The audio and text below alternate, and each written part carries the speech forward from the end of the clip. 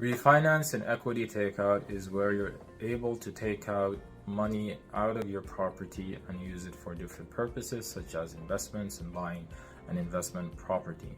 In this example, we have a client that bought a property in Mississauga. It was a condo unit in April of 2018.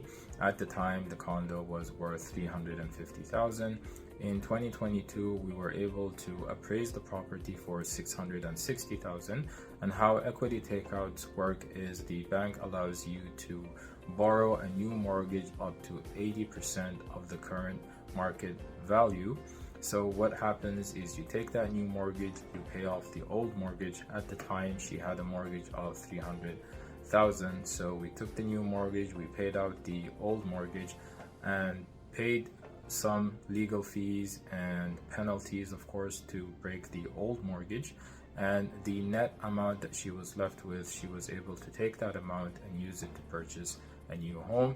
Keep in mind that the caveat here is you have to qualify for the new mortgage. So the new mortgage you're taking out is likely going to be higher than the old mortgage, so you can take out the difference, but you need to qualify for the new mortgage in terms of your income, your credit, your liabilities, and all of those parameters.